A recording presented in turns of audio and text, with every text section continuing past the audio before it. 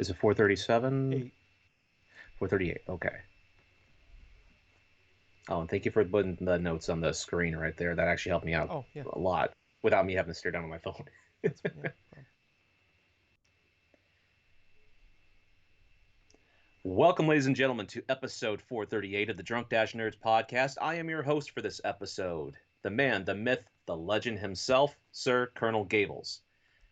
What a fucking E3, Tyler. Mhm. What a Mhm. fucking E3. It started out with a little bit of a simmer until finally we heard from Microsoft. They had a great conference.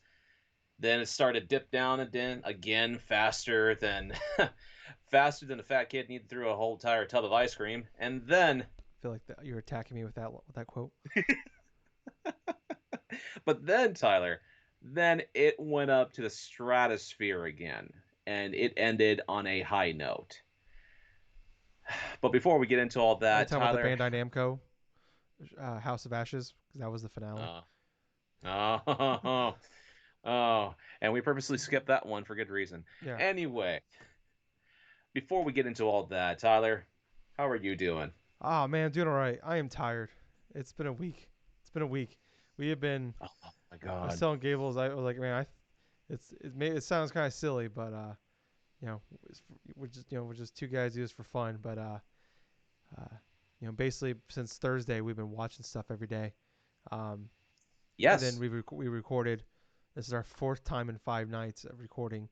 Um, and yeah, we didn't record last night. I tweeted about it. I said that since E3 took Monday off, we're taking Monday off as well. So, um, thank God, because I got home later than I wanted to yesterday, and I started watching. I was not really in the mood to watch any of the shit. I stayed off the phone. I didn't really know what happened. I'm just like, all right. I'm like, I watched the Halo multiplayer thing. Then I started watching the Capcom one. I'm like 10, 15 minutes into it, and Gables is like, do you want to just take tonight off? I'm like, yes, I do. I'm totally fine with that. And then I just stopped watching it and I read everything out. I'm like, okay, I missed nothing. I missed nothing of consequence. Because I was like, after I watched Capcom one, I was gonna watch Take Two one. I mean, not. I mean, diversity is obviously important, but for a E3 press conference, not important to what we need to do. So that would have been a real bummer if I would have wasted the rest of my night um, watching that instead of getting a I ended up just watching a couple movies and shit and lying on the couch, which was way more enjoyable. So to give you a little bit of a rundown on what happened with those ones is basically a bunch of talk for Take Two, like Tyler was mentioning. But on the Capcom side of things, nothing else that was really new or extravagant that was introduced in the Capcom one. They went into detail in regards to oh gosh, in regards to like Monster Hunter Stories 2, but Phoenix Wright, that whole Phoenix Wright, that great like collective stuff. This is basically the offshoot, the spin-off from Great like Ace the original Attorney. Phoenix Wright. Yeah, the Great Ace Attorney. Thank you. Mm. You basically assume the role as the ancestor of Phoenix Wright. You go through a whole bunch of cases. This was available, I believe, in Japan. Now it's coming stateside. It looks good, but the amount of time they spent on it was way too much to my liking personally. Because you know what? I love the Phoenix Wright games. They're great stories. They have great premises, and they have that great murder mystery type of feel. But to put it front and center as one of your main attractions inside of your home presser and stuff, it was not entertaining to watch, honestly. But what made it even remarkably worse is that they went into esports talk at the end of it, which, you know what, esports is fine. You know, I love a lot of the competitive fighting game scene because there is some awesome ass players out there that really compete in a high level, especially for games like Street Fighter, for Guilty Gear, for Tekken, etc. You know, but it still wasn't the type of thing you should expect when you're watching someone like this presser for E3. We're looking for game announcements, we're looking for stuff like that. But if your biggest thing coming out of this thing was that you could transfer your saves, like unlock content through like having saves of like Monster Hunter Rise on Monster Hunter like Stories 2, and then you shouldn't have had an E3 presser, in my honest opinion. Yeah, I mean, E3 comes with a different set of hypes. I mean, if you just did this on your own, but the problem is also is Capcom. They did this with the Resident Evil stuff too. They did like the two Resident Evil present things going into eight, and they said Yes. expect Resident Evil to go deep dive in Resident Evil 8 and other fun surprises, and even said let your imagination go wild. And then we got the fucking Resident Evil multiplayer thing when they said that. So it's like everybody's like, oh fuck yeah, we're getting um, RE4 is being announced. Revelations 3 is being announced. Something cool is being announced. No, it was just the 98th multiplayer online shooter game for Resident Evil that's no one cares about. To be fair about that, though, I really wasn't expecting too much from Capcom in regards to what they have already presented earlier, with the DLC stuff for Dead by Daylight and like for what they're going through Revelations, and then they Yeah. announced DLC inside the Capcom stuff. I mean, The, yeah, I the, can the understand problem how is people are don't disappointed say by it. fun surprises and let your imaginations go wild because it's the fucking internet and we'll Yep. do that on our own without you telling us Yep. to do it. Even when you say don't do it, we'll still do it.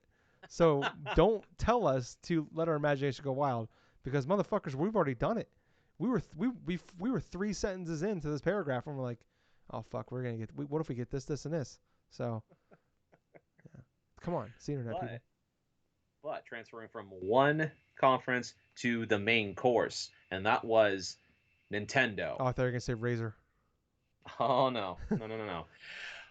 For today, as recording, this is just hours, pretty much hours, like from when we first watched Nintendo press conference for today, and oh Jesus Christ, this thing felt like it was straight out of the mid 2000s, and in a good way. I'm Yeah. not saying anything terrible in regards to that. Game Boy Advance So is alive and well. oh my God, not just that, man, but it just felt like I was in high school again because a lot of the games that were mentioned and a lot of the stuff that are getting new reiterations were the type of games you and I, Tyler, were playing while we were in high school. We were just talking about some of these games on Friday night about when we Yes, were talking about that Game Boy Advance that's 20th crazy. anniversary. Yeah, and here we are. We recorded, like Tyler and I, we recorded an episode because it was the 20th anniversary of the Game Boy Advance, which if you haven't heard like a lot of the stuff, by all means and stuff, I think it was like what now, 3, 4 episodes back, but 25 we feels like. we did. Yeah, I think it was like that. Yes. But we did go into a little bit of detail about the anniversary for Game Boy Advance, but but let's go into the rundown of what happened. So to open it up, they revealed their newest Smash Brothers character, which Kazuya Mishima from Tekken was joining Smash Brothers. Hmm. Then on top of that, next we had Life is Strange. Not just Life is Strange, like the remastered stuff, but the newest one True that's going to be Colors. coming to Switch, True Colors, yes. And then for the next one was Guardians of the Galaxy was going to be coming to Switch, but this is a cloud version of it. Then next one we have here is Worms Rumble. After that, this one really surprised me here. Super Monkey Ball Banana Mania, right? It's out October 5th. However, what's so significant about this, it's the first 3 Monkey Ball games. Super Ball Monkey Ball, the second one, and also Deluxe Yeah. that release. Well, So this it's one, remastered of those 3. then this one actually leaked about 4 or 5 days ago, like Wednesday Right. or Thursday. But I thought it was just something that was already announced, so I didn't really think of it was a big ordeal. I just thought, oh, okay, I assumed that it had already been announced. They just didn't have a date yet, and the date and everything leaked like Wednesday or Thursday. I think on Amazon, like one of the Amazons, probably Walmart Canada or something. Right. So after that, we got another surprise. Another Mario Party game, Mario Party Superstars, which is out October 20th. That has 5 maps. It's 29th. 5. Sorry, my mouse is Oh, over the thing. 29th. Oh, okay. So it's the 29th. My mistake. Basically, there's 5 maps from the N64 games that are included, and it's over 100 mini games. And the biggest kicker, you can actually play online, Yeah. and it has random matchmaking. So you can battle Oh, with okay. people online, even without having to have someone with you co-op. I know that's a feature that is standard in a lot of different games, but for Nintendo, this is a huge step for them. The next one was like the lead guy for Nintendo, the president of Nintendo, saying that they're still working on Metroid Prime 4. Highly understandable. But even though they're still working on it, there is another entry in the Metroid franchise that is going to be coming out, which turned out to be Metroid Dread. Speaking of Game Boy Advance, Metroid Dread. Oh yeah, no doubt in mine. But the next one was Cruise and Blast. yeah. But to Which go back a little bit, Metroid Dread comes out on October 8th. yeah, and Cruise and Blast I never heard of before, but I guess it was a really bad arcade game from like the 2000 era, early 2000s area, and I just seen a lot of people going like kind of like going crazy about it online, just talking about it. I've never heard of it. I know the Cruise and like USA games, but this is not part of that franchise, I guess. But I guess it's just a really I was bad. under the assumption it was, but I guess this is something entirely different. That for my, I mean, obviously I didn't look into it, but that's kind of what I got from going on Twitter. Which take that for what you will. But from what I understand, this is just a really bad. It was a really shitty arcade game, and now we're just getting a 2021 version of that for the Switch. All right, next we had the unveiling of Dragon Ball Z Kakarot, which is finally coming to Nintendo Switch on September 24th, and this will include all of the DLC, including the one that just released not that long ago, that whole Android, the Future Trunks saga, which includes like the androids and adult Gohan and stuff like that. So for those that are big fans of Dragon Ball Z, you have not delved, if you don't have like a PS5 or PS4 or an Xbox system or have anything on Steam, this is definitely, if you're a fan of that franchise, invest in it. But after that, we had updates for Mario Golf, and there are some free DLC things that are coming to it, including what looked like a new Donk City level that you Yeah, can go through. like they're hitting the balls off the side of the buildings and stuff. That looks so fun. But afterwards, we had more of Monster Hunter Stories 2, which was basically the reaffirming. It was more or less a gameplay we saw initially, for what this game was going through. But it was a lot of the same things we'd already heard from trailers previous And in different conferences. I think like there's a demo comes out next week, and then what the game comes out like July 7th or the 9th, I think. I forgot to write it down. Yes. I think it's July 7th, Okay. actually. I may be mistaken, but I know it's sometime in early July. Yeah. But the next announcement was another banger that was talked about as a rumor, and there was a survey up on how much you would actually pay for it. It was All the money. WarioWare. It was WarioWare Get It Together. A brand new WarioWare game. We have not had a brand new one, quintessentially, in that style. And I'm re-emphasizing in that style since the DS days. Yeah. Even though we've had similar type of games inside of like Wario themed, like say Game and Wario on Wii U and stuff, it still was not WarioWare, the mini micro games. That was one of the first games I got when I got my Wii U, and I was so disappointed. Yeah. That was like the free game Yeah. I picked with when I got Mario Kart 8 when they gave a free game away, and I Oh my picked that God. one, and I was like, "What the fuck is this trash?" Then I'm glad I gifted you the free thing that I had Yeah, you and initially. Justin. Got yourself something else. I think I exchanged. I gave you Skyrim for Steam, and then Yes, you did. and I still have it. I still yeah, play it from time to time. I got Pikmin 3 from you, and then Justin gave me his, and I got New Super Mario Brothers U. So I did okay. Okay. So this game, WarioWare Get It Together, comes out September 10th, and you can actually have 2 players per mini game instead of the usual one. I'm assuming it's like in person. I didn't see Yeah, anything. like co-op. I didn't see anything that confirmed online, Yeah, which that would be a welcome addition, yeah. but still. Gables, you and I would be playing through that game.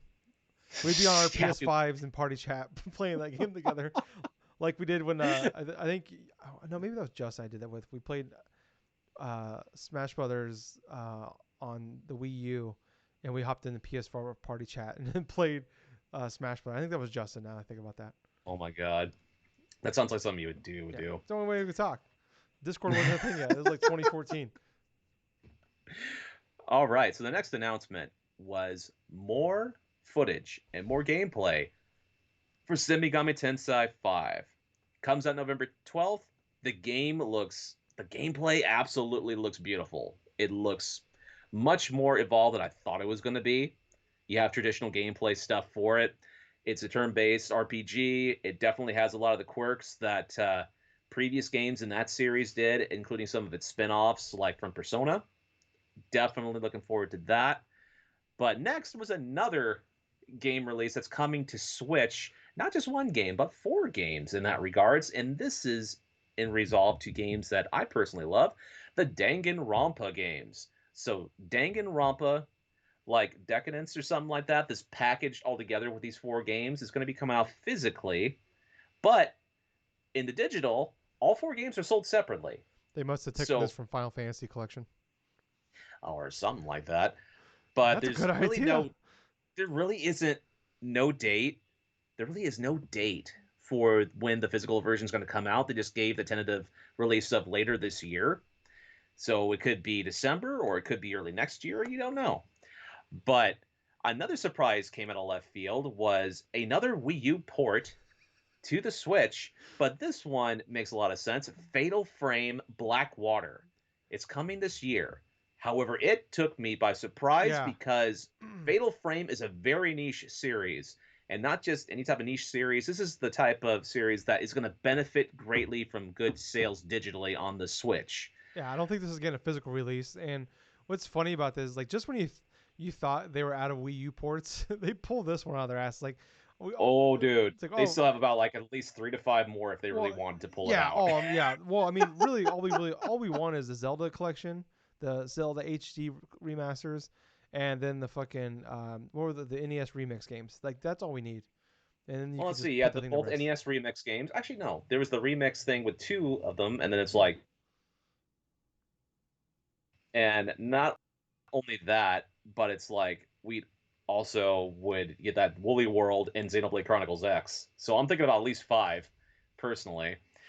But That's a good point. here's something that really made this incredibly special. When they finally went through with the Fatal Frame like Blackwater trailer and stuff, the screen's all black, the tentative title, the tentative world's down below. It's like this is not actual gameplay. And then all of a sudden I hear familiar sounds. I'm thinking to myself, wait, this is awfully familiar.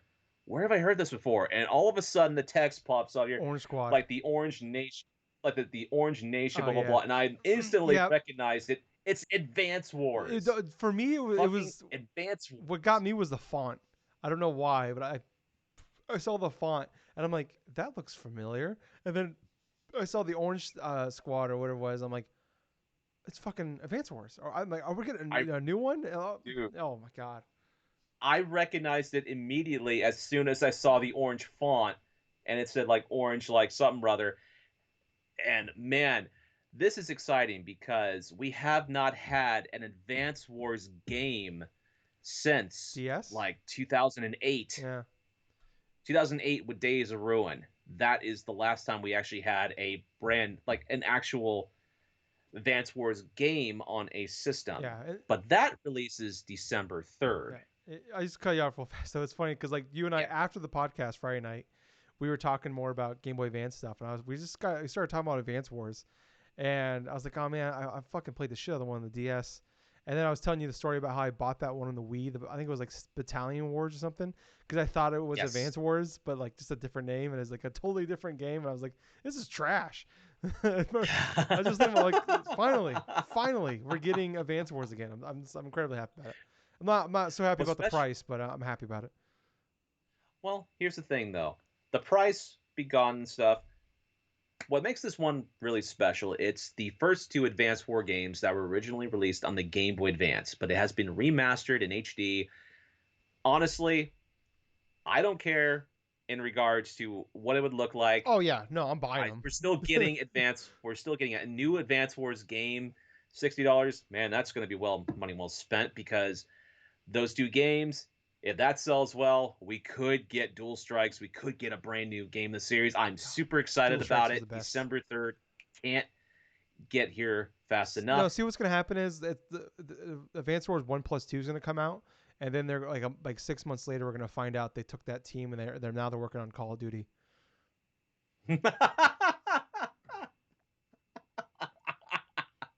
Because that's what happens when we get oh, good, when remakes happen and they sell well. They get rewarded by working on Call of Duty and getting laid off. oh my I'm not bitter. god. Well, good thing this isn't Blizzard. Mm-hmm. Anyway, the next announcements that came after was apparently the last bit for their conference, which kind of threw me off a little bit because they went into the Hyrule Warriors like Calamity blah blah blah Mm-hmm. DLC news, which is basically more confirmation of when the expansion 1, expansion 2 with all the guidelines from It's like this. June 18th is pack one, but then the one that you have to buy both. You have to buy the whole thing to get the second one, which the second one's the one you care about. Which it's the Nintendo way of we're coming out with pack one and pack two. Pack one is shit you don't actually want. Pack two is where the cool Right. shit is. So you gotta buy that. You gotta buy it all to get to the good stuff. So yeah, pack one Well, you comes know out what? June 18th, and the other one comes out November. So I know it's bullshit in regards to how you can't buy that individually, but at the same time and stuff, if you really like that game and you really want to yeah. invest inside that content, I Yeah, mean, I mean I've done it a few times, so I can't talk. I mean I'll bitch about it, but I'm still gonna do it usually. Not for this game. Fuck Age of Calamity. but next, the next announcement that came after that was for a Game& and Watch version of The Legend of Zelda. In correlation with its 35th anniversary. But on top of that, Aonuma confirmed that they don't have any more like Switch projects or festivity like campaigns or something involving The Legend of Zelda for like the end of its like year. Kind of a bummer, but at the same time, the Game& and Watch itself looks fairly cool and it includes the first three games, which is Zelda 1, 2, and the Game Boy version of Link's Awakening. And also, it has a little mini game for Vermin, only with Link holding the hammers and stuff. Yeah, Vermin's the one is the Mario one, isn't it? That was in the Mario Game & Watch from last year. No, actually, it was something Okay, I else. thought it was It just wasn't Vermin. I thought it was It just that was with the Link skin. oh my gosh, yeah, it was Vermin with a Link skin in Okay. regards to that one. But no, the best part about it was the announcement afterwards when we got a chance to see more gameplay of Breath of the Wild 2. And oh my god, the moment that trailer revealed and stuff, and you see Link like little snippets of him, and it looked like Ganon and stuff, just like back and forth, like Link's being enveloped inside of this sort of like miasma of like miasma, whatever type of magic or something, and you see his arm get consumed and Mm-hmm. stuff, and then all of a sudden the next instance you see him just flying out in the distance, like dropping down and using his hang glider to go into like various portions of like islands in the sky and this and of that, it really put a great emphasis on how much scope and scale they are putting into it.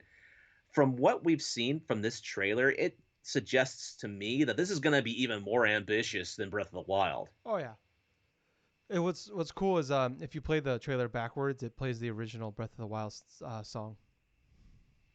That I didn't know. Yeah, someone posted on Twitter the trailer, but in reverse, and it's the original song from Breath of the Wild. That's a cool touch right there. So, other than that, though, that was Nintendo's press conference. Tyler, I'm going to start with you. How did you feel about this press conference by Nintendo? We're still in a weird place with Nintendo, where it's like I'm really leaning more and more towards that 2022 was like gonna be our potentially could be our 2017 for Nintendo, where it's just gonna be every 6 weeks or so, maybe not every 6 weeks, but we're gonna have multiple big time triple like their top hits, in 2022, and then it's just like 2020 was kind of a down year. What I mean, I know we had Animal Crossing, which makes up for everything, because Animal Crossing has outsold most of Nintendo's franchises combined, and they did that one year. Mm-hmm. So to them, they're fine with that. But the last couple of years, year and a half, we really haven't got much from them. I think the biggest thing we've gotten is Sword and Shield for like the more hardcore side of Nintendo fans. Um, Really, you think back to E3 2019, like we got Luigi's Mansion 3, Paper Mario, Age of Calamity. I'm sure there's a couple other things there I'm forgetting. Pokemon Fire Snap, Emblem Three Fire. Houses, which that one was incredible Yeah, in regards to its quality. yeah. I You just mean more mentioned a lot so of good from like ones too. the big top end like Zelda, Mario, like those big time ones that that really get the mass audience. I mean, I know Animal Crossing is bigger than all of those, but yeah, you know what I mean. You know what I'm trying to say there. Yes, But yeah, overall, I think it's they filled out the rest of the year with really good titles, and a lot of times, honestly, the lower tier games are the ones I like more, like Luigi Mansion 3, Mario plus Rabbids, stuff like that. Like those are sometimes my favorite stuff out of them rather than their top tier stuff. So I'm just like looking at. I mean, they've done a really good job of setting up the rest of this year, and also kind of give us a general idea of what's going on next year. Kazuya for Smash. I mean, that doesn't do much for me, but I know that does. I mean, it makes sense. Bandai Namco working on the game, so it makes sense that they have more than. I think that's just their second character in the game. Um, just as long as at this point really it's not Fire Emblem, I don't or a sword fighter, I really don't care. I can't really complain. It does kind of suck though because it's just like there's so many characters I would want to see in Smash, and when for every character we get announced, that's just one less chance of one of those characters being announced, and now we're down to which one. without one more, which maybe they announce a third pack, but I think that's a 1 in a million chance that happens. Um, Sakurai's No, been I think this is it. yeah, Sakurai's been very tired for 20 years. We didn't let that man take a nap. Uh, for Christ's sake, let the man take a vacation at least. Um, Life is Strange. That was a bit of a fucking tease for me because like they had this like when they showed the trailer, they showed it in like an anime style. Yeah. And I knew immediately what it was when I saw the watch the or not the watch the watchtower. I'm like that looks like the one from Arcadia Bay, which if you watch the Square Enix thing, I have the fucking art book over there. It has Arcadia Bay on it and everything like that. So obviously I'm a huge fan of that. And I'm like that looks like the that watchtower from Arcadia Bay. And then it goes to the train, which is a big chunk of not a big chunk, but there's multiple scenes at that train station.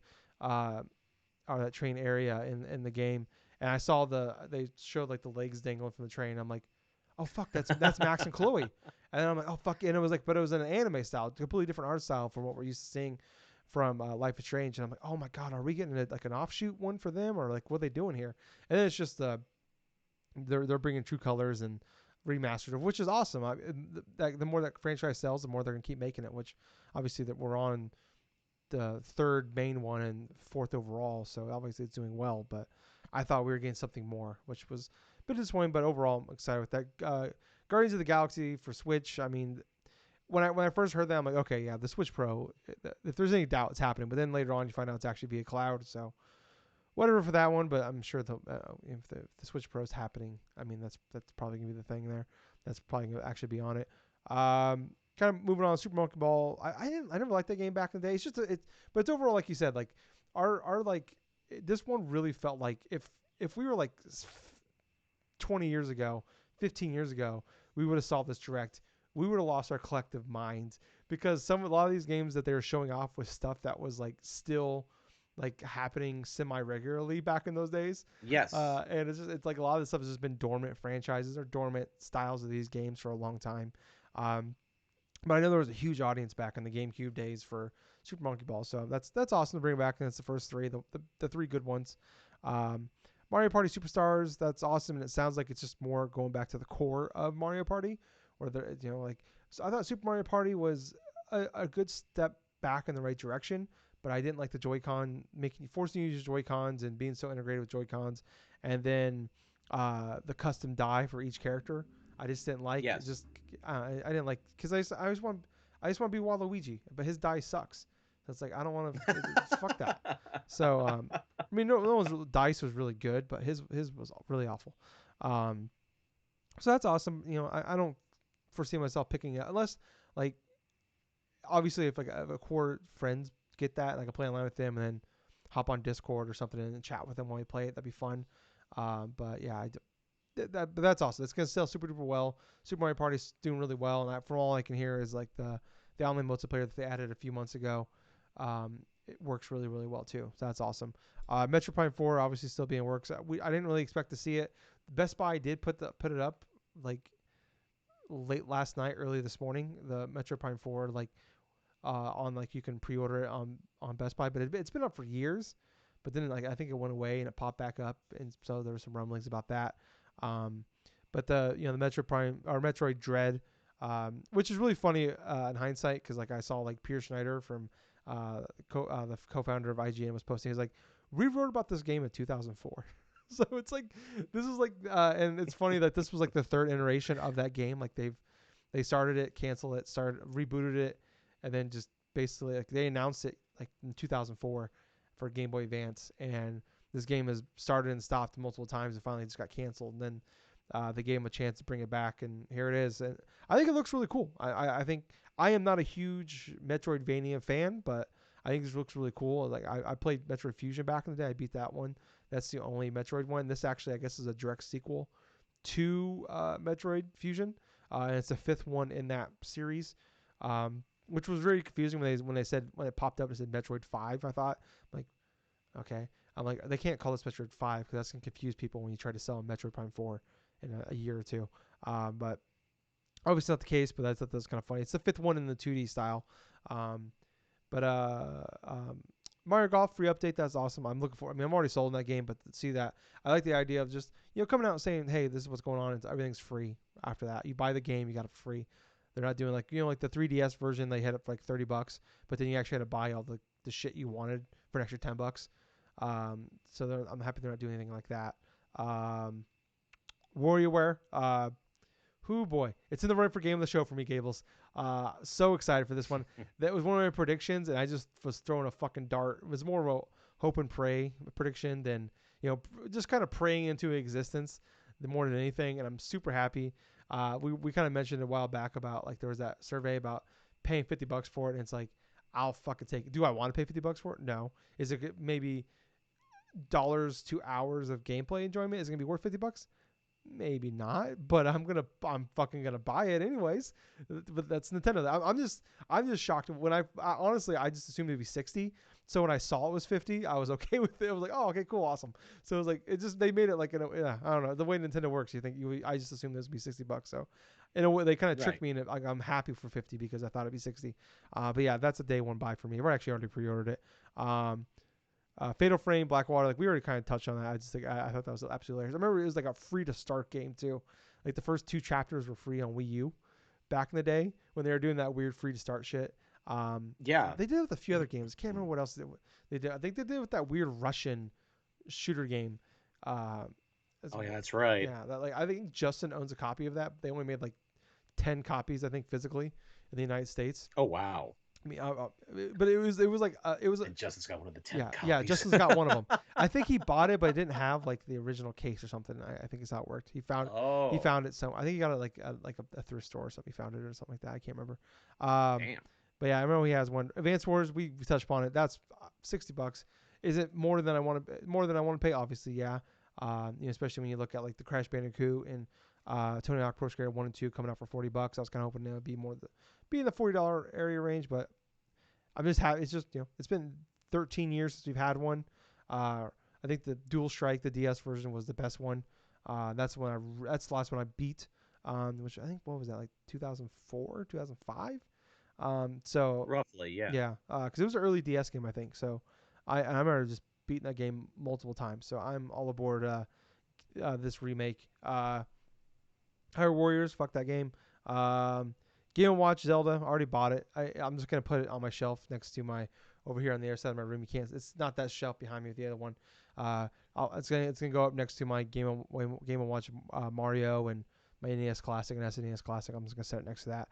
Breath of the Wild. We got like 30 seconds of gameplay, but I've probably spent about 6 minutes watching it, just watching the trailer over again, see people's breakdowns, slow motions, just trying to figure out what's going on, like his arm and the fact that he has long, luscious hair.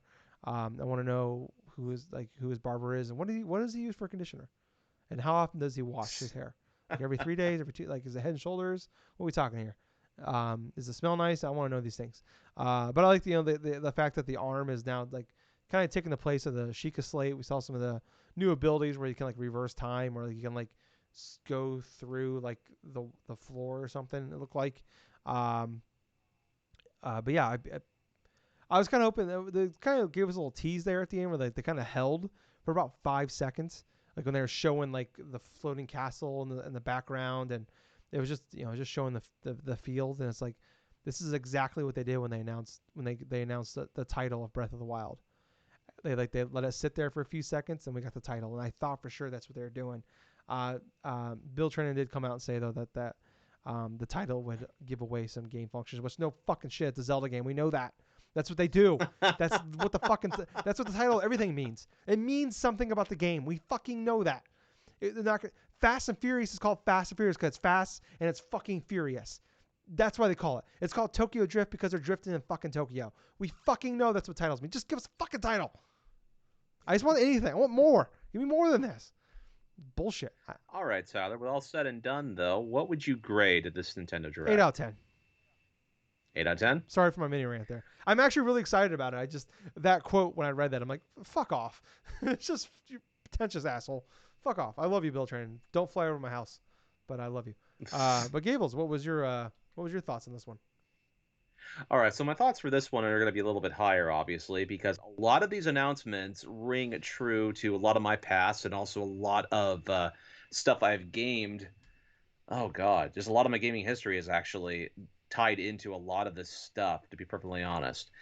But the main feel we got from this is just a reclarification that Nintendo's legacy is strong when they want to delve into the past. Yeah.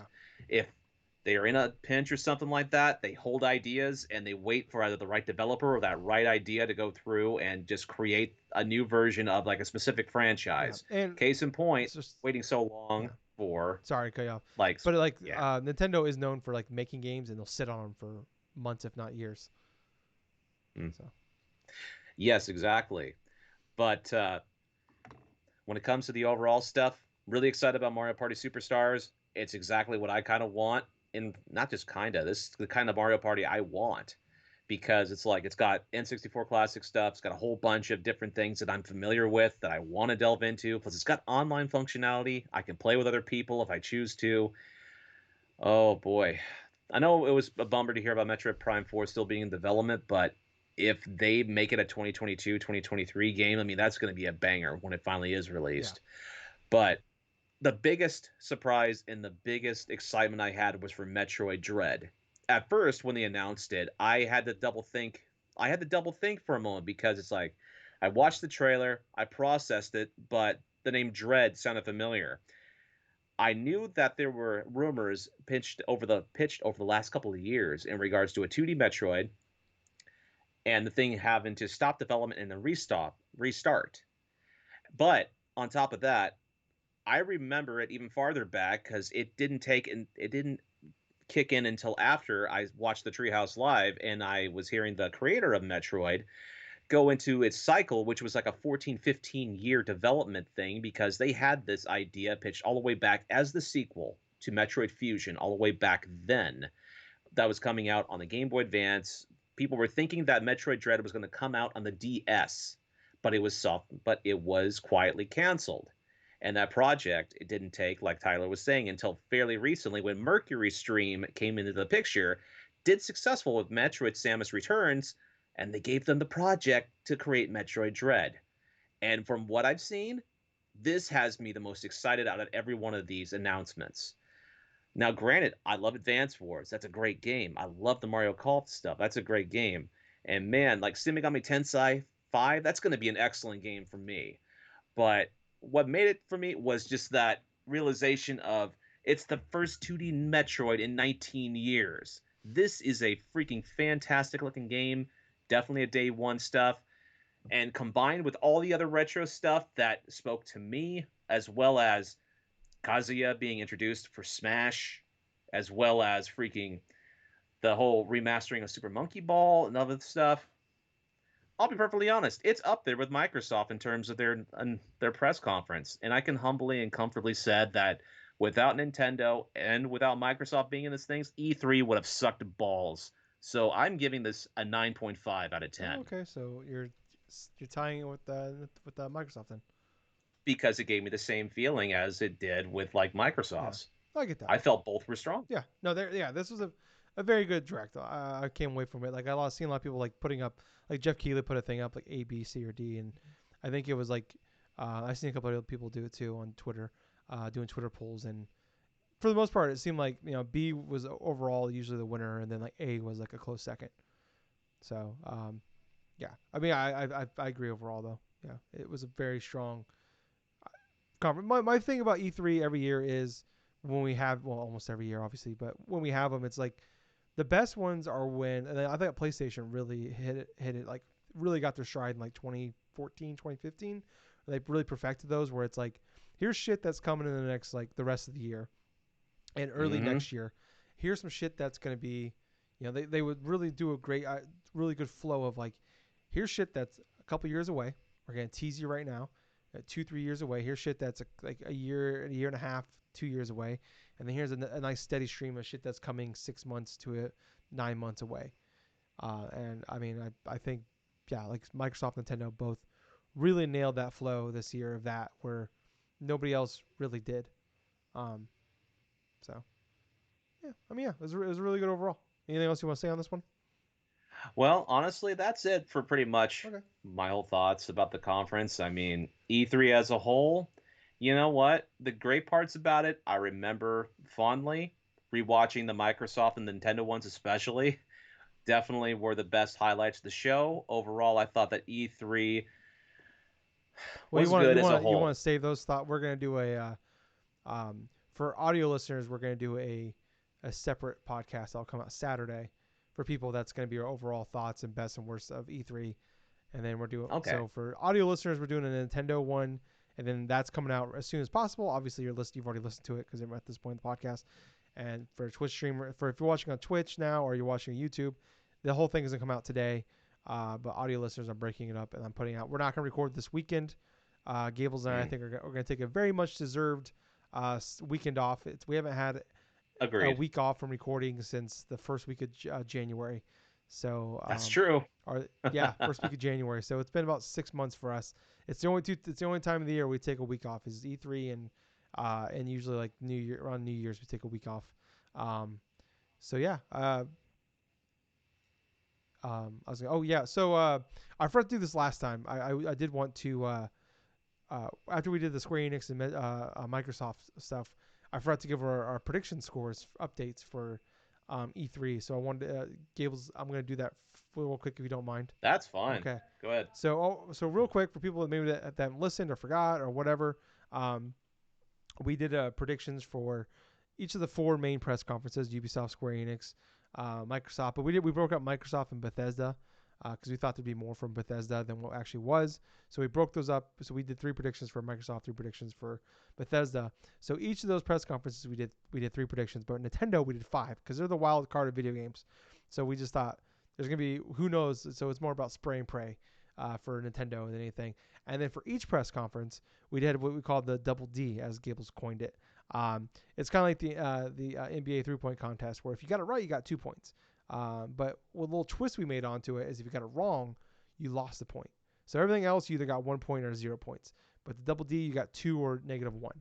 So that one you had to feel pretty confident in being there. And then the loser has to stream them playing through Night Trap. I already bought my copy because it was like on sale for like $7.50 a while back, a couple weeks ago when we decided to do it. Run through right here. I'm just gonna do a quick update on everything that we did. So for Ubisoft, Gables had Mario plus Rabbids 2, November 2021. So a part of the rules too was if you said it was coming, if one of your predictions was it's coming out. Excuse me, I had a burp. If it was coming out in 2021, you had to pick a month. You had to get the month right. If you thought it was coming out in 2022, you just had to say it was going to stay 2022. That because obviously it's going to be way too difficult because half the time they just say the year, they don't give us a month, or we might get fall or early or whatever. So just to make it easier for us, we did that. So Gables, his double D for Ubisoft was Mario plus Rabbids 2 in November 2021. Obviously that was announced, but it's not coming out this year. It's coming out 2022. So technically got that wrong. He said a 2D Assassin's Creed would be revealed. That was wrong. But he did have Prince of Persia 2022. And that was correct. That wasn't at the press conference, but it was announced earlier in the week that it was coming in 2022. So we counted stuff like that. Anything that was announced the week of or like right after, we would count. I had picked South Park. The new South Park game would be revealed. That was wrong. My double D was Rainbow Six Quarantine would now be called Parasite. That was wrong. It's called Extraction. Then I had No Beyond Good and Evil 2 would be there, and I had that correct. So after 1, Gables and I were both 1 for 3, but we both got our double D wrong, so we were sitting at 0 points. For Microsoft, Gables had Halo multiplayer out in August and campaign in October. That was wrong. Outer Worlds 2 would be revealed. That was correct. He got that. But his double D was that Microsoft buys the PT IP from Konami. That was wrong. So because he had 1 right, but he got his double D wrong, that's 0 points. For me, I had sorry, I just got an Amber Alert on my phone. For me, I had Halo Battle Royale would be announced. That was wrong. I said Cuphead DLC will become Cuphead 2. That was wrong. But my double D was no Hellblade, Fable, or Perfect Dark would be there.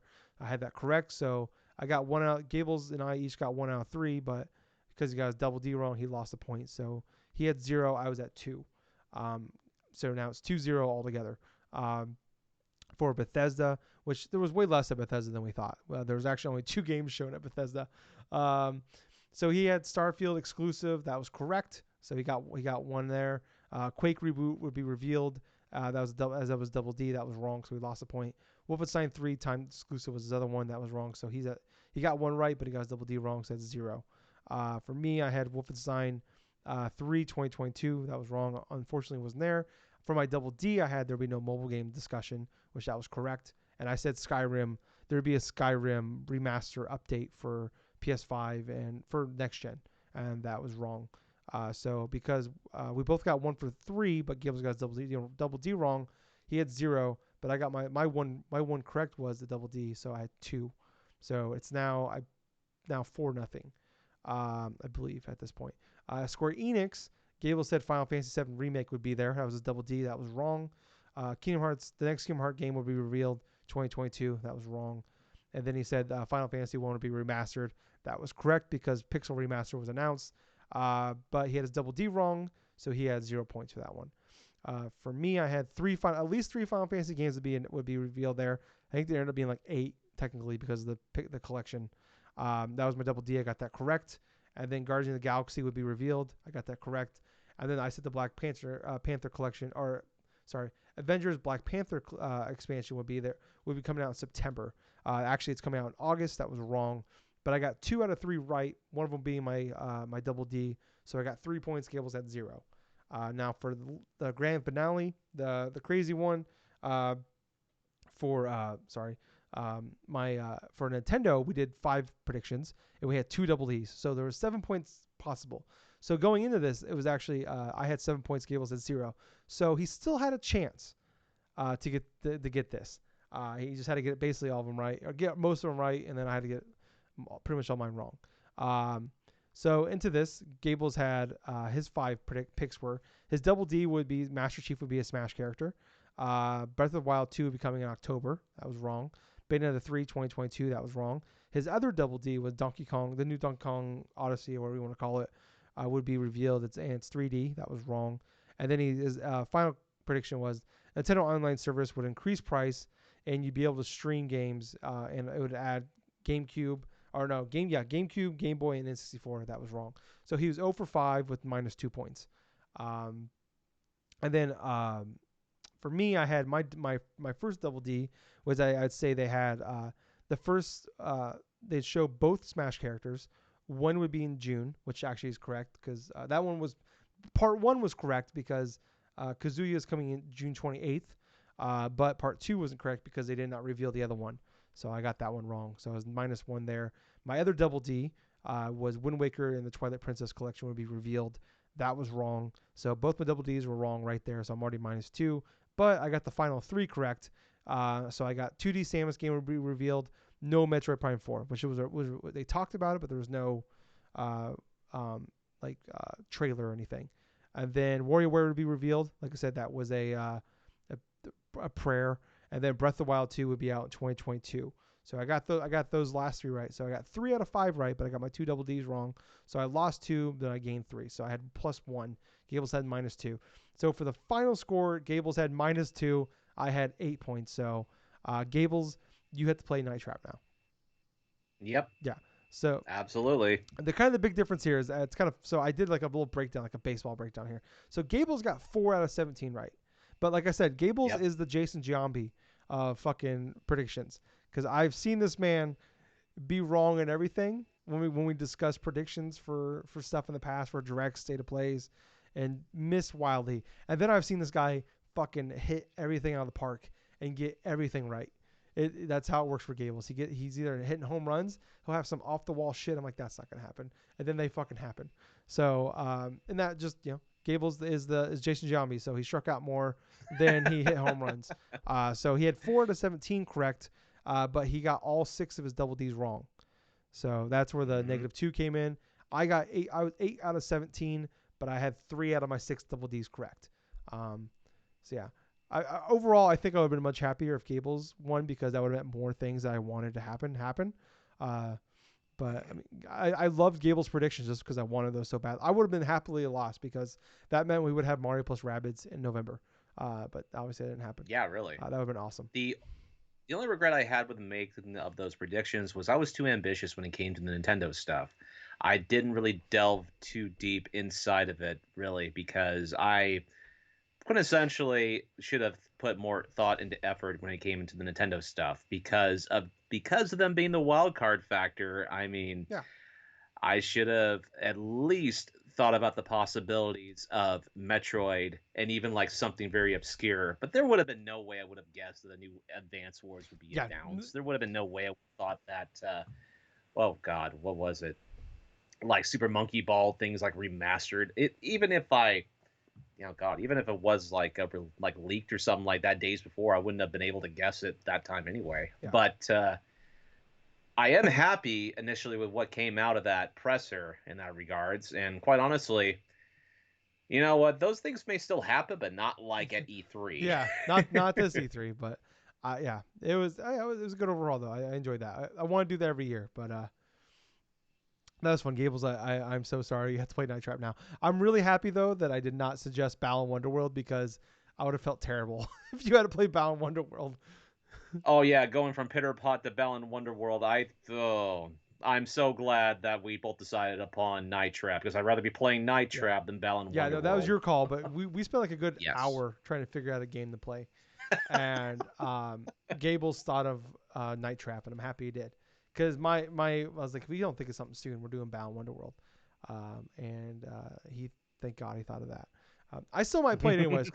Did you hear they said Plumbers Don't Wear Ties is coming to Switch? Yes, I actually saw that for limited run Yeah, games. There was an actual press release here from limited run games of games that they're going to release. One of the more obscure ones is an old 3DO infamous game called Plumbers Don't Wear Ties, where if you don't know what that game is, dear listeners, let me let me just reveal some bit of gold for you. This was basically a game or a pseudo game that was released on the 3DO system that is an equivalent to a softcore mm, porn. yeah.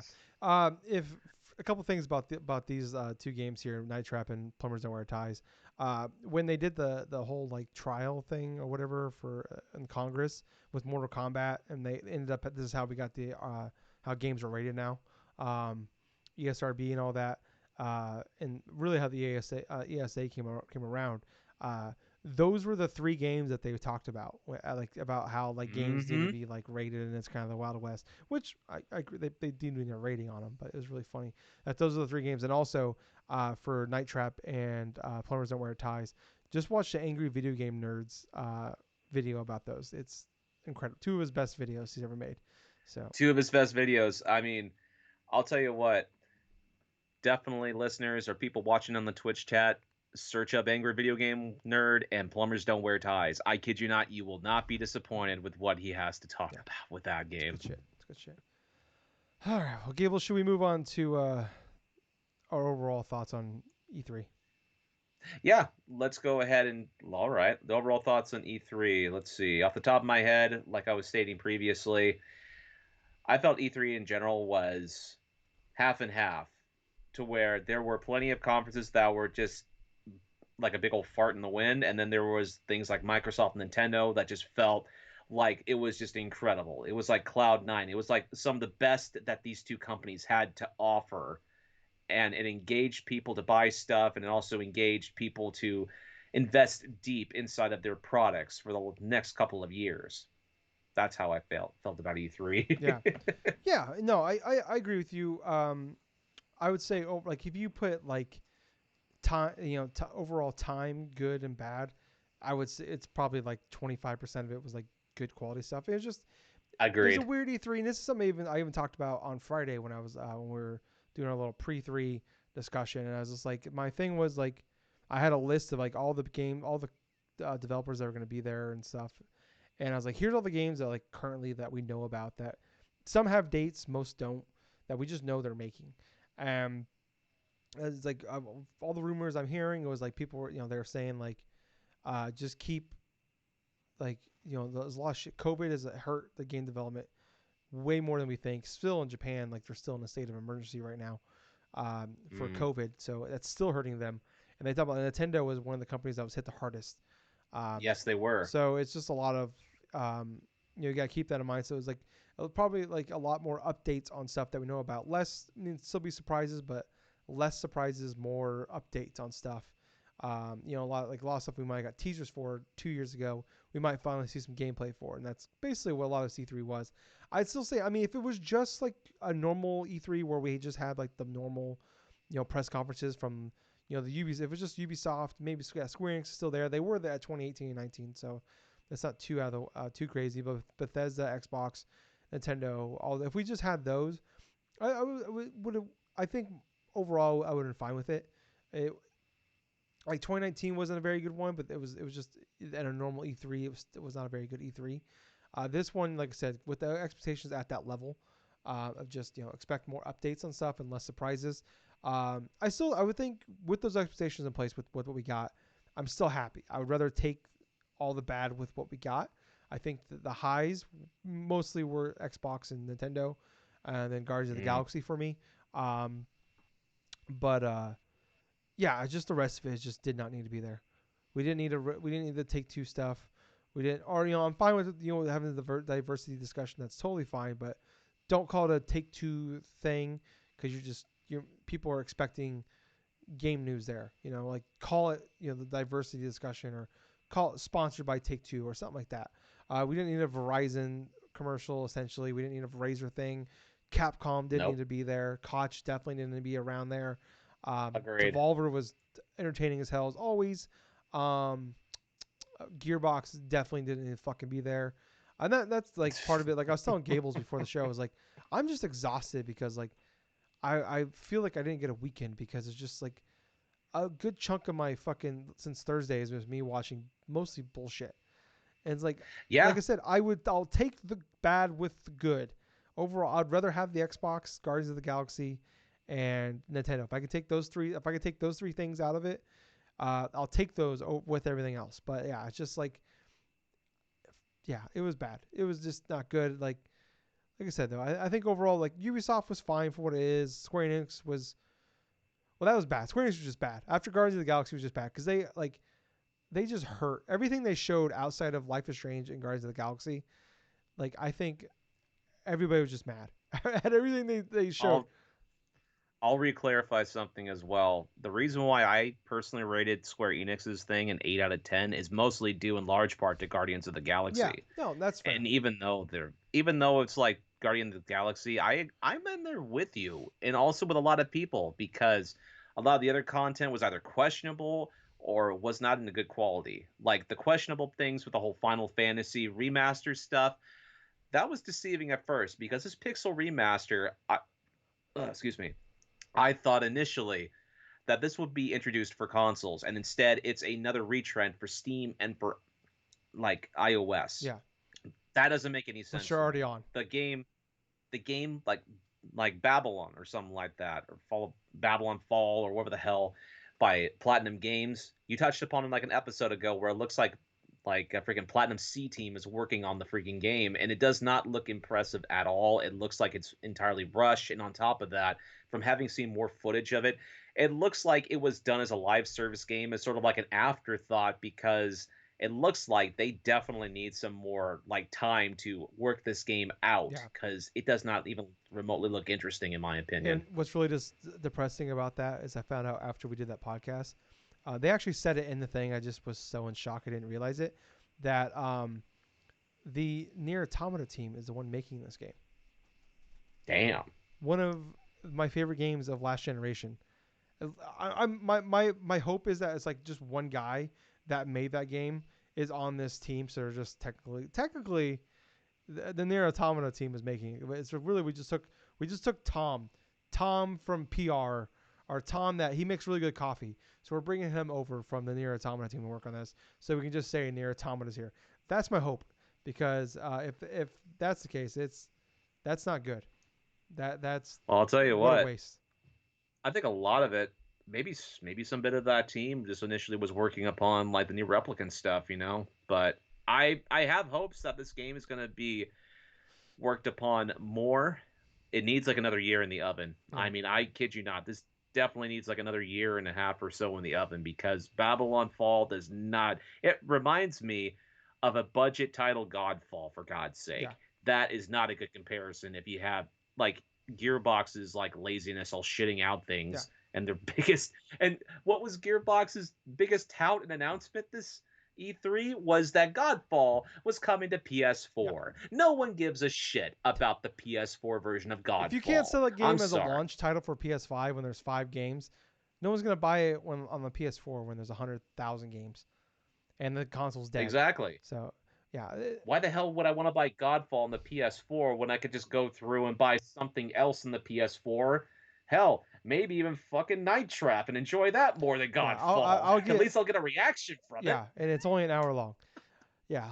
Um, for the near replicant thing, that's actually not that wasn't a platinum game. That I can't remember who made that.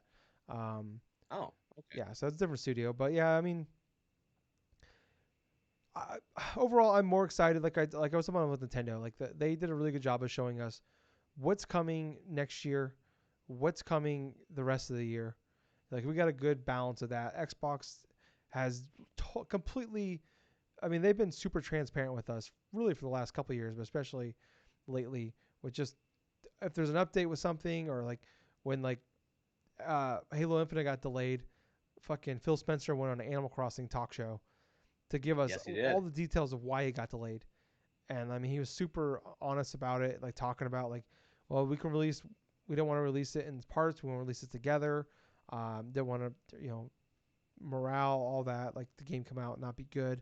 So I mean, they've been super transparent about everything going on, and like now they're being super transparent with like everything going on with like we have a good idea of what's coming in 2023 now.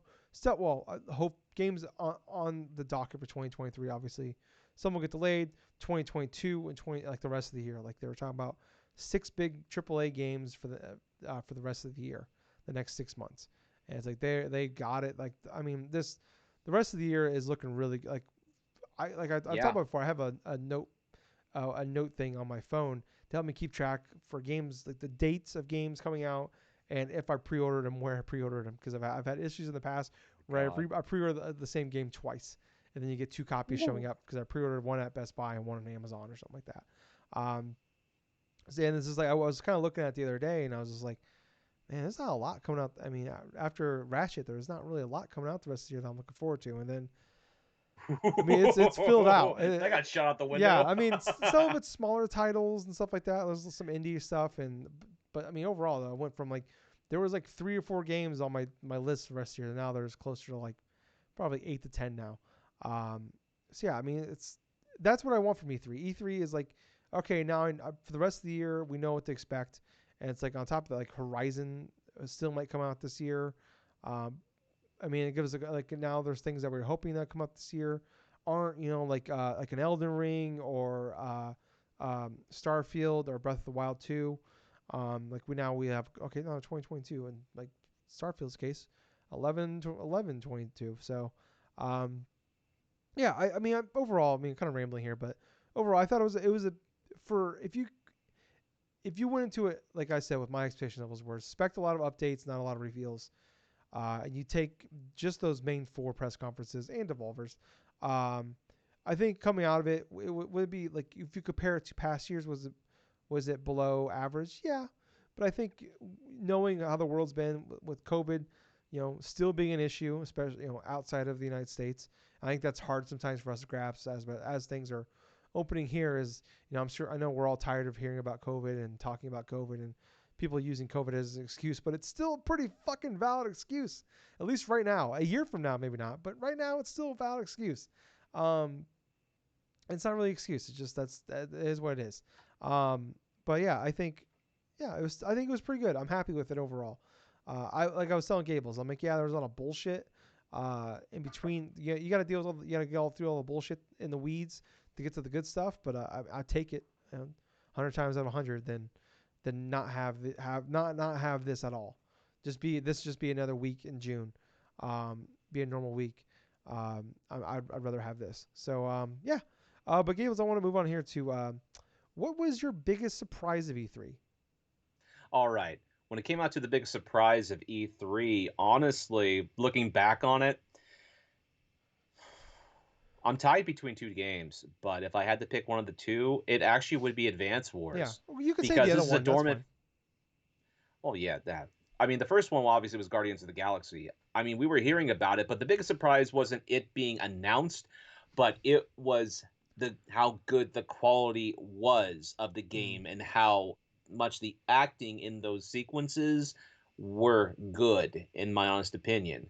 Granted, I know this was introduced in the middle of the Square Enix press conference, and it wasn't what a lot of people wanted to see. But at the end result, I feel like we got a better quality superhero game to get excited about since Spider-Man, Mm. quintessentially. But my actual the other game that I was the biggest surprise, like I stated previously, Advance Wars. This is a dormant franchise since like 2008.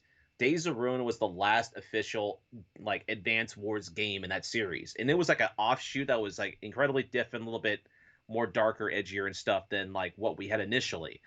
This release back to form the first two Advance War games that were Game Boy Advance classics. They are classic games. So happy to see those going through. It was an incredible surprise when I saw that revealed. But yeah, that's my biggest surprise. Really, it's Advance Wars like 1+2. I think it's like reboot, rebooted or whatever the Remake. hell it's called, One remake plus or two something. is 1+2 something. Yeah, so that one, and then like in the close second, though, was Guardians of the Galaxy. Yeah. Yeah, I'm actually. I was kind of like in a three-way tie with, and two of those, the two you had were were two of the three for me. More so how, yeah, like you said, Guardians of the Galaxy, how good it looks. Like does it look like a last gen game? Yeah, but I think the quality of how, like, being a single player game, because I really, going into this, I had no expectations. I was honestly, my expectations honestly were that I wouldn't actually care about this game after coming off Avengers, and like in my head, I was so worried that this would be a live service game. Um, coming out, like I said, going in, like, after seeing that, it's like Ideos Montreal. They made my least favorite of the trilogy of the Tomb Raider games. Um, I'm like, if my like some of my expectations, like, if this is an 8 out of 10 kind of game, then it'll meet expectations. That's kind of what I'm hoping for out of this. But like I said, like, it was the one time where I audibly laughed out loud, in a good way. Yes. There's like, I laughed a lot during the Square Enix and Koch one, just and Gearbox, just, but not for good reasons. I laughed a lot of those, like, what the fuck is happening right now? But this was like the one time I laughed out loud in like a good way, where like I was supposed to laugh. Um, with the when he throws Rocket over the thing. Oh, land on his feet, and he fucking lands on his head. Oh man, it still makes me laugh. I went back and watched that trailer today, and I laughed again. It still gets me. It's still fucking funny. But yeah, that one blew me away. And really, the biggest thing out of that was it's coming out this year. Um, Yes. Advance Wars, obviously, like I said, the Nintendo thing. Like, if that Nintendo Direct was 15 years ago, I would we would have been like 10 times more hyped than we would have been, because those things were still active and going on, and just more of that is yeah, it's awesome. And like, I can't wait to buy it. Like I said, like, the price I'm not super happy about, but Nintendo knows I'll buy it, so it's like, whatever. I can't bitch about it. And then the other one was WarioWare. That was like my shot in the dark. WarioWare Touch is one of my all-time favorite games. I believe when we did our top 30 of all-time games list, it was either it was in the 20s or in my honorable mentions. Like, it's legitimately one of my all-time favorite games. Um, and the fact that we're getting another one really for the first time since then. I know they've done some offshoots. There's actually a WarioWare Gold or something that came out in 2018, but it only came to fucking Yes. 3DS. It was on the 3DS, but as far as that was actually a remaster, I believe, of like the original release. But in terms of this one announced, it was a brand new WarioWare thing. It's not remastered. It's not like Yeah, everything else. It's a brand new entry in that series since like WarioWare yeah, Touched and everything else. yeah. And it's just awesome, and the fact that it's only 3 months away is incredible. Once again, it's $50, but whatever. I'm gonna buy it. They know I'm gonna buy it. Am I gonna be a little upset about it? Yeah, but I'm gonna buy it. I'm gonna be happy. So those are my overall three. But my game of the show. I want to know what your game of the show overall is. Mine is Guardians of the Galaxy. All right, yours is Guardians of the Galaxy. Mine's Metroid Dread, and only because I've been following this game off and on since like the mid 2000s because I was sad when that game was canceled on the DS, and I'm incredibly happy to see this game come out Actually, it's went from canceled to being in a project to being canceled again, and then finally all come full circle seeing that trailer today and seeing how fantastic and how atmospheric it looks like. I can feel the franticness of that freaking game just by watching the gameplay when Samus is running around and stuff trying to dodge these freaking like enemy robots and stuff, and all of a sudden it's like you take a certain you I actually did go through and watch that treehouse, right? And you see bits of examples where if you're climbing on certain like platforms or something like that, and you think you're hiding and stuff, and then the robot will find a way to sneak all the way around and just try to chase after you and this stuff. And it's pretty much confirmed they catch you. It's like a one hit kill. So you have to try to find these Omega weapons in order to destroy these damn robots, right? But it's my game of the show, but it's because the last time I enjoyed a 2D Metroid in that style when it was new was Metroid Fusion, and that was all the way back when I was in high school, and that was like 2003, 2004. I remember distinctly playing through that game freshman year alongside other classic games that year that I played and beat for the first time, like Ocarina of Time and Majora's Mask. And man, that's one of those games. This is the sequel to the game I enjoyed a hell of a long time ago, and I can't be more excited than that because it comes out in October. It makes me want to go back and finish Samus Returns because it's the same people that like help remaster that fantastic classic. And yeah, that's my game of show. Nice, nice. Yeah, yeah. It was definitely a solid. The high points are definitely really solid. There's a lot of games I'm looking forward to, the next year especially. All right. Uh, All right, Tyler. So let me ask you, we're going to go back and forth with some of these questions okay. here. What was your biggest letdown of V3? Um, man, yeah, I'm kind of racked my brain about this because I'm thinking like, is it a game that wasn't there that I thought would be there, or is this something that like we saw and I was like, oh, that kind of sucks. And I don't. It's hard to say because like there was a lot of stuff I thought would be there that wasn't there, but they're not ones I was like upset about necessarily. Like the Zelda collection, HD collection, I thought would be there, but wasn't. That not really bummed about it. Um, fuck, I don't know. Do you have one off the top of your head? All right, so off the top of my head, the biggest letdown, honestly, for me was watching through a lot of the. Actually, no. In regards, it's not like a specific game per se. It's more or less like a specific conference, and the biggest letdown was the PC gaming show, and I'll tell you why. The reason why it was such a letdown to me, for one, it wasn't the least bit entertaining. The damn skits were just fucking boring as shit and like really annoying. But there was hardly any type of surprise by say developers like with Sega or with whatever, in terms of games that would appeal to me in specifics. I mean, the games of the showcase, were fine. Mech Warrior stuff. People are really hardcore. There are some people that are very hardcore in the Mech Warrior series. I mean, I respect that. But in terms of the games that were announced, they were mostly kind of indie games that sort of blended together, in my honest opinion. Nothing really more interesting. I thought the Future Games Show did a better job representing things that were coming to PC than the PC gaming show. But I was highly disappointed because last year, when the PC gaming show was going through his rigmarole, we learned about Persona 4 Golden coming to Mm-hmm. Steam. And I was highly expecting something Atlas related was going to be announced in regards to downloadable on Steam or even like on other systems because that subsidiary of Shin Megami Tensei, that spin-off series, the Persona ones, that's what gamers want to go through and play. And that's kind of what I want to play because I love to have downloadable things on my computer to play like Persona 3 or Persona 5 Royal. I don't care if I want to fucking play through that thing again. I've played through like going to be playing through like twice or something the PS4 here, PS5. But that was my biggest disappointment Okay. was the lack of quality of the PC gaming show and the lack of interesting games from that show. Okay. I'm thinking about it a little bit. It's more so something that was there and whether that wasn't there. To me, honestly, it's not. It's hard to bitch because it's just like I want the game to come out good and be quality. That Mario Plus Rabbids 2, I was so convinced that that game was coming this year.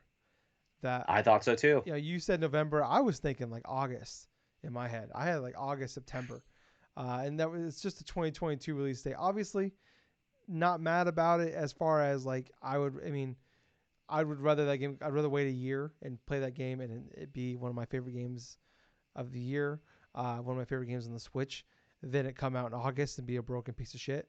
Mm. But yeah, I mean, I think that's it.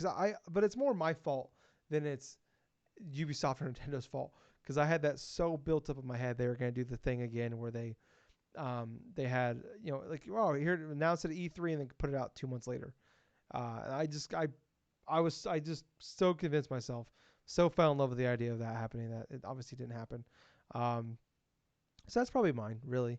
There's not really, I mean, it's hard to think because there's not really a lot from these other studios that I was hoping to hear from. Because like 12 minutes was like the one thing really that I wanted an absolute release date on. Like that would have been my biggest Right. letdown if we didn't get a release date from 12 minutes, which we got August 19th. Was I was hoping that was another one though. Was like really a lot of them was like I thought they'd be sooner, but that game was announced 6 fucking years ago. So I mean, I was hoping that would be shit. There was rumors, or there was some talk that might be a shadow drop like out today thing. But yeah, I mean that's it. I like I said, my expectations were they were.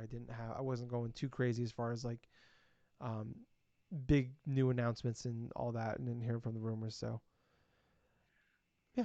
All right. Next question for you. For you, what was the best conference?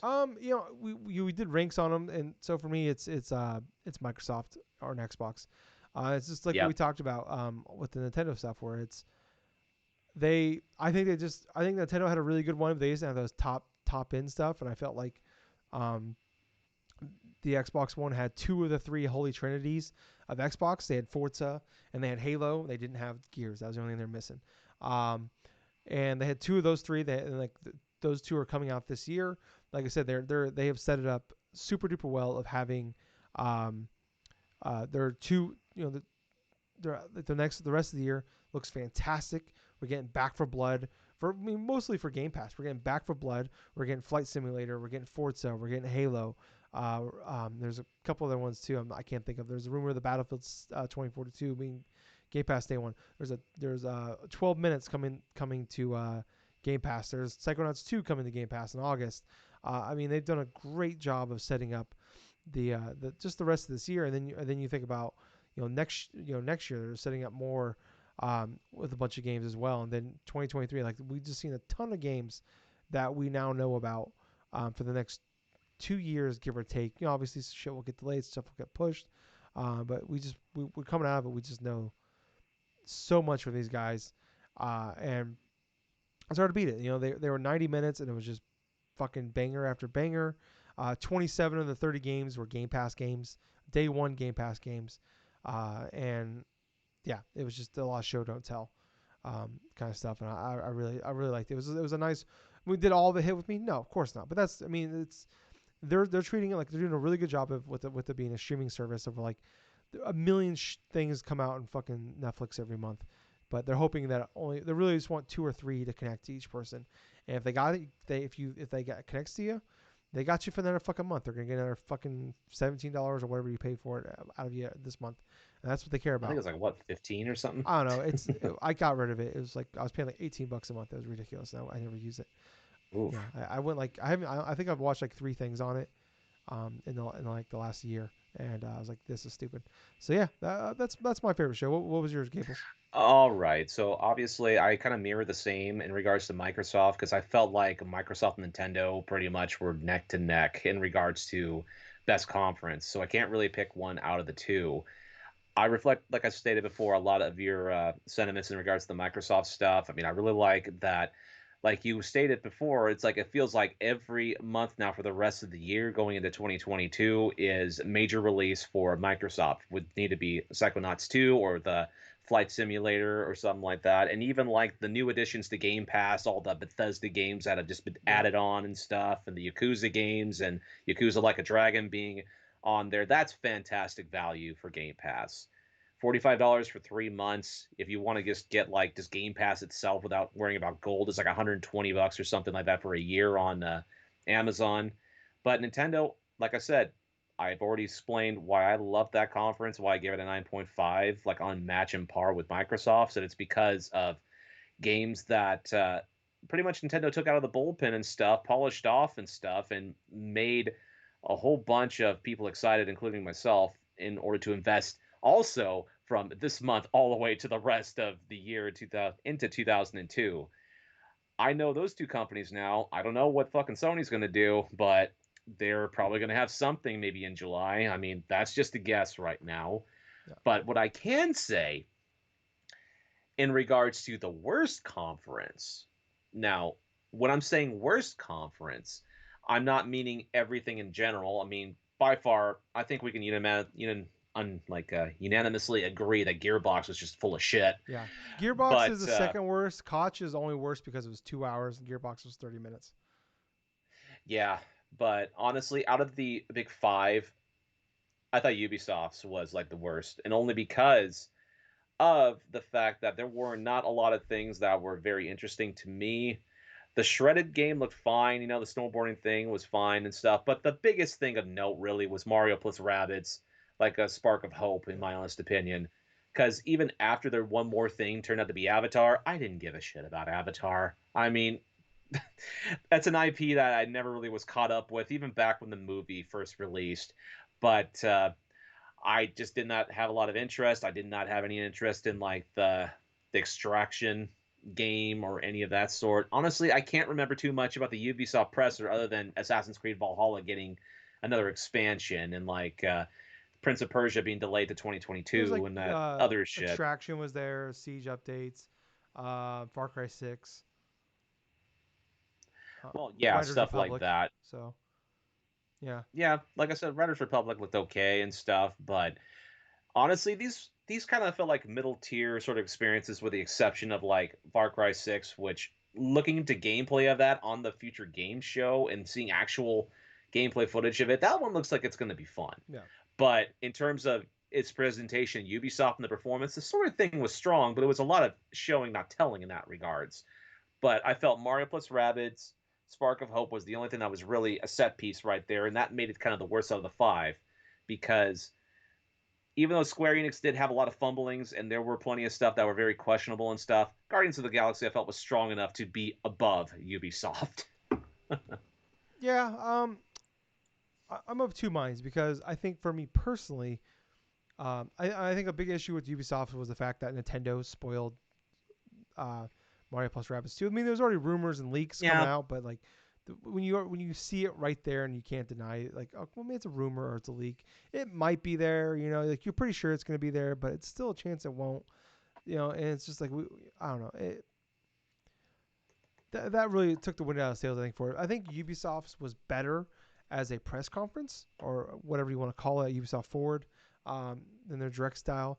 I think Ubisoft was better because we go into we know what Ubisoft games are for the most part. Like we know yes, what they have map games. They do the weird like Steep and Wider Republic, um, stuff like what's that motorcycle game that the Trials kind of games like oh yeah, they have these weird offshoots they do, and I love the fact they take chances with stuff like that. But then they also have their Assassin's Creed, or they have their Far Cry, they have their Rainbow Six. Like they have their tactical shooter, they have their first person shooter, and then they have their third person open world game.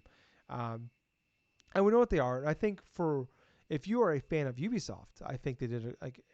I mean, obviously, yeah, I agree with you. Like most of that shit doesn't right, speak to me. Far Cry 6, I enjoyed the Far Cry game. I at least enjoyed 3, 4. 5 was okay. It just had some issues. It just wasn't right. Montana. Shockingly, not a very interesting place to explore. Um, but the 6 I think looks pretty good. But I think overall, I didn't. None of it really spoke to me outside of Mario plus Rabbids. And like I said, it took the wind out of the sails. The fact that it was spoiled early, and the fact that it was 2022 for me. That's more of a me thing than in general. But I gotta say, like my game of the show was Guardians of the Galaxy, and I know half of the press conference of theirs was uh, um, Guardians of the Galaxy. I think like 15 of the 40 minutes was them, and then the other 5 of those 40 minutes was Life is Strange. But it's just I don't, but the other 20 minutes was just like, and a lot of people did not. A lot of people don't think Guardians of the Galaxy looks good, which I can understand. Like I said, it looks like a last gen game. I don't think this is going to be a game of the year contender. Like I said, if this is going to be one of those, this game, if it comes out as an 83 on Metacritic, I'm gonna consider myself happy um, with that one. But I think I think a lot of people's anger in regards to the game, in regards about the Guardians of the Galaxy in general, is not the quality of the game. It's the fact that a lot of them did not want to see this front and center and wanted to focus squarely upon like the whatever type of JRPG things that Square Enix has. Which, yeah, I can understand that because Square Enix does have a lot of lineage in regards to JRPGs, but they also have a lot of companies that work in America too. And this one kind of felt more focused to American audiences more than anything, and that's kind of like what pissed a lot of people off. I Well, feel. there's definitely some of that. I was like reading through Twitter live as this stuff was happening. Like a lot of people were getting upset that they spent so much time on this game. But no, there's a lot of people that do like Guardians of the Galaxy that think that game looks bad. Yeah. So I mean, there's a Yeah. little bit of column A, a little bit of column B, but I think more so than a lot. Yeah, like I think a lot of people like they much like we know what Ubisoft games are. We primarily know what Square Enix games are, which are mostly JRPG focused, Yes. or at least Japanese focused. Um, and yeah, I just think that like they actively pissed off. Like nobody came away happy from this press conference. Even the hardcore did Oh didn't yeah. because I'll. It's, oh, and just to inner thing, one yeah, go ahead. last moment right here. The Final Fantasy Origins game, the one by Koei Tecmo, the whole chaos thing surrounding the freaking demo Yes. and how the demo was corrupted on PS5. Yeah. Oh man, that was happy It's times. finally you're finally able to play it last night, so that's something I guess. The demo is Okay. not playable, so that was like late last night that happened. Um, yeah, I just think Square Enix was the worst because it actively pissed off everybody. Because like I said, I enjoyed the Yes. first half, but even I was like the last 5 minutes of Guardians of the Galaxy. I'm like, I don't need to see anymore. I'm already sold. Yeah. I feel like most people are already either in or out after the 10-minute mark of that. Um, and yeah, you spent almost half of your press conference on this one thing, whether you're in or out. I was like, all right, this is too. We can move on now. We get the gist. But yeah, like I said, the Final Fantasy collection that just pissed everybody off. The Final Fantasy Origins that looks awful than the corrupt stuff. Then Babylon's Fall is double upsetting because not only were we thinking we're getting a platinum game, uh, you know, now we're getting a not only are we are getting a platinum game, but it looks like shit, and we just wasted more of our time with the Square Enix press conference. So it was a double Mm. negative for them because we're wasting Nier Automata team, and we just wasted more of my fucking time at this back half of bullshit from Square Enix. Where yeah, like I said, it felt like nobody came away in a good place with this press conference No, because it you definitely pissed doesn't off the feel like it. hardcore. More like you're better off just doing a Guardians of the Galaxy and then ending it there because they would just been annoyed that you didn't announce anything. But the fact that you announced a bunch of shit after the fact and it all was bad, that's upsetting.